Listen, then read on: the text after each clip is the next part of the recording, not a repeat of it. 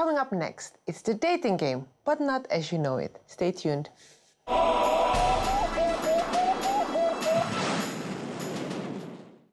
Halal, is it me you're looking for? With 1.8 billion Muslims in the world, 300 to 400 million of them single, the potential for Muslim matchmaking was an entrepreneur's dream date.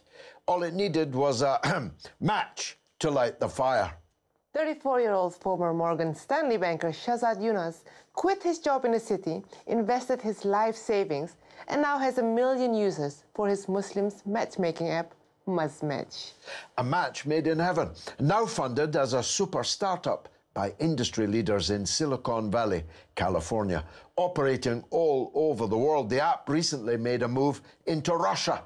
It's a remarkable transformation of the marriage scene in the community where respective parents used to make the match. Founder and CEO of this burgeoning company joins us now. Shahzad, welcome. Thank you. Let's start with Russia. Yes. You've recently moved into the Russian Muslim marriage-making market. That's actually a much bigger market than many people realize. How many languages are you in? How many countries are you operating in? Yeah, so we did, thank you for having me.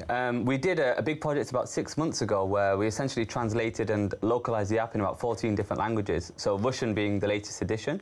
So we have, Arabic, Farsi, Hindi, Bengali, French, German, Spanish, Indonesian, Malay. I mean, the list goes on. It was a huge project, and for us, it's just fulfilling our vision of being the #1 Muslim marriage app globally for all Muslims around the world. Did you get much response on the Russian language one? So we actually, I think we were featured by a Russian newspaper, and we randomly had, X thousand Russians joining that day, and we actually thought we were getting hacked that day, so it was a bit crazy, but we found, they were all real. You mustn't believe the propaganda.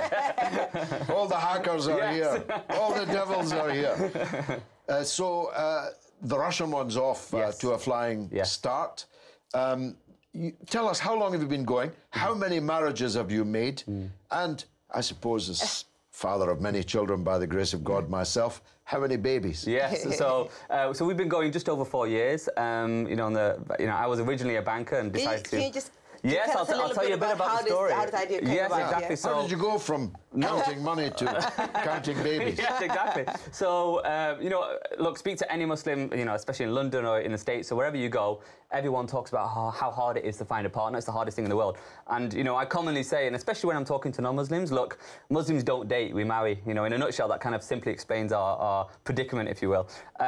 But I looked at what was out there, and what was out there was pretty terrible. We had old websites that everyone hated. It was quite awkward and horrible to use. And then I saw the rise of, call it, Western mainstream dating apps, and I thought, well, why has no one made an app for the Muslim market but geared towards marriage? And this idea was just in my head, and it's one of those things, once it's in there, it's hard to get out. And for me, that was enough of a driver for me to think, you know what, I want to quit my job and really focus and do this. So quit my job. Yeah, a huge risk, yeah. So quit my job, and literally from the bedroom of my home, I was learning how to code, how to build apps, and within 6 months, launched the first version of Muzmatch. And here we are now, 1 million members around the world, over 20,000 marriages that we know about, and thousands that we don't know about. Wow. A lot of people just don't tell us, and that's great. And countless babies around the world that we call Muzmatch babies. Wow. So it's a great real world. I noticed you've got a wedding bells thing on the site, which literally rings a bell when someone got married. And it's crazy. So we kind of set that up early days, and it's, now it's crazy. We have over 100 people a day who literally leave the app and say, I met someone on Muzmatch, thank you, found my partner. And it just constantly ringing throughout the day. For us, it's amazing. It's kind of a real testament to where we've got to. I mean, it's a fantastic story. It'd actually make a great movie, but how did Silicon Valley get interested in it? Yes. Obviously, they're not that concerned about Muslims or even marriage, but they are interested in your old business, money. Of course. Is that what they saw in it? What first attracted Silicon Valley to 1.8 billion Muslims as a market? The number might give it away. I mean, I think for us it was the way we explained that, look, there's a huge market that's underserved and often forgotten. And I think when you realise the sheer scale of this market, obviously it presents an opportunity. Did you encounter any conservative resistance to this? Because if you think about it, I mean, in my own lifetime, more or less, we've gone from a situation where the two sets of parents would arrange the marriage, traditionally, not force the marriage. That's a popular misconception, because the couple always have the final say in the religion, but there would be social and familial pressure to agree to what the two sets of parents were proposing. Two, a slightly more relaxed, well, the two parents will arrange for the two of you to meet with chaperones and so on, so you can see each other, you can talk to each other, see if there's any kind of mutual attraction, to this. Yeah. It's quite a big transformation. It is, but it's actually, if you look at it, it's kind of in stages. So, you know, with regards to the backlash, if you will, let's say from elders or religious figures, I have to admit on a personal level, we've actually had very little in the way of backlash. And I think the primary reason is because the need was so great. Yeah. You speak to any religious figure in London, in the States, anywhere, they'll all talk about this crisis of the youth. You know, it's really hard for young Muslims to find a partner, to get married, to stay married. These are the problems that we face. And for us, it was tangibly coming up with a solution that was still respectful of the faith and the way people do their search. I think you're right. You're dead right. The parental pressure or involvement used to be so much greater. And I think now what we've seen is parents generally, you know, they're coming to us saying, can you find someone for our kids? You know, they're short on options. I think those family networks aren't as strong as they were. And ultimately, parents are now saying to their own children, look, you guys, you've got to go and find someone. You know, so the purpose of the app is ultimately connecting young people who are aligned on the thought of, look, I'm looking for a life partner. And for successful people, they connect on the app, they have a few initial meetings, and if things, you know, if they get on, if they're attracted to each other, if on a personality basis, on a religious basis, they are compatible, then they involve family and really move things forward. So, you know, in general, if I look at people who've found success and got married through Muzmatch, it's taken, you know, a process of 6 months from first joining Muzmatch to actually getting married, which is relatively quite quickly. Yeah. So it's quite a quick process. Not as quick as us. Miracles happen. But you even offer the chaperone option, yeah? So that was amazing. So you can actually have your auntie or your big sister or big brother. A third party. A third party, yeah. Present. So there's an Islamic principle of, you know, when a guy and girl are talking, there should be a third party present. And the point of that is to protect both sides and to encourage good behaviour. And so for us, it was important that we offered this as a feature within the app. You know, like I said, the goal for us is building something that's modern, that's technologically very savvy, but equally is respectful of the faith and the traditions. So we offer this as an option. And, you know, for us, it's really helped a lot of people who previously would have thought, oh, an app's not for me. But actually, through the features of having complete photo privacy and being in control of your photos, having a chaperone, etc., you're in control of your whole journey, if you will, of finding a partner.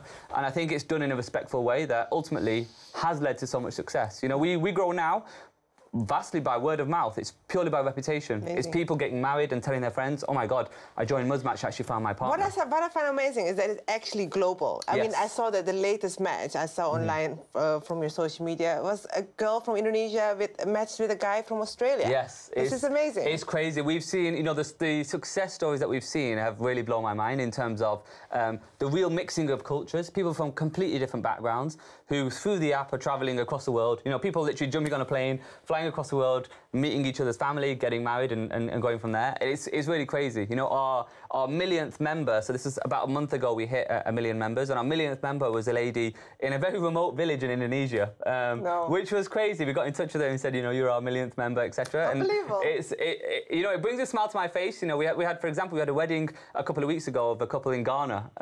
And in my head, I think, how does, you know, and this was in a remote village in Ghana, how on earth do they hear about Muzmatch? They use the app, they get married. It's pretty mind-blowing, the real world effect of the app. Divorce is commonplace in non-Muslim marriages. And it would have been more commonplace in Muslim marriages if there weren't the societal pressure and familial pressure to stay together. I hate to ask you this, but has anyone that's got married off your site subsequently got divorced? Yeah, good question. I don't know. There's a no refund policy here.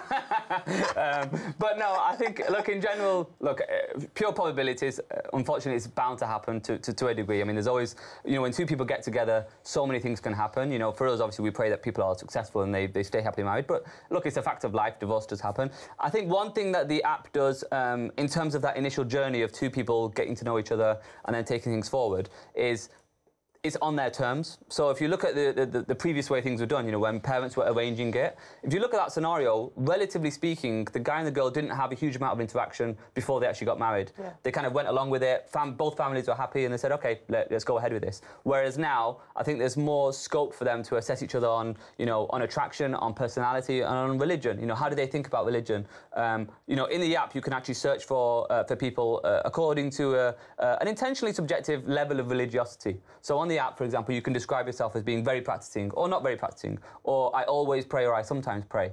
And we've kind of left it subjective because it means different things to different people, exactly. But it just helps you roughly align with someone in terms of the way that you're thinking. And now I understand it's so successful that there's a documentary going to be made in the US. Yeah, so we're having, I mean, we've been so fortunate in terms of press, in terms of stories, both of success stories as well, in terms of couples, and obviously of the journey of Muzmatch. You know, for us and the way I look at it, look, our goal is to be a real standout British tech success. That just happens to cater to this global Muslim market, and I think it's amazing that things like this can come out of the UK and particularly London. And for us, you know, like I said, because of our journey, you know, we've grown from 0 members to over 1 million in 4 years. And the sheer real-world success of couples actually getting married, I think we've been very fortunate in terms of press and a lot of coverage that we've got. So for us, we're always grateful. And, you know, for me on a personal level, it's any excuse to talk about Muzmatch. Are you married? No, I'm not married. I know I'm not on the app. Amazing, amazing. It's good business, though. And of course, you were formerly in the in serving mammon, yes, in the banking for all industry. Of my sins. Perhaps you're expiating these sins now. But here's a piece of advice from me: be married. Thank you very much indeed You're for welcome. coming Thank you. on the Sputnik. Thank you.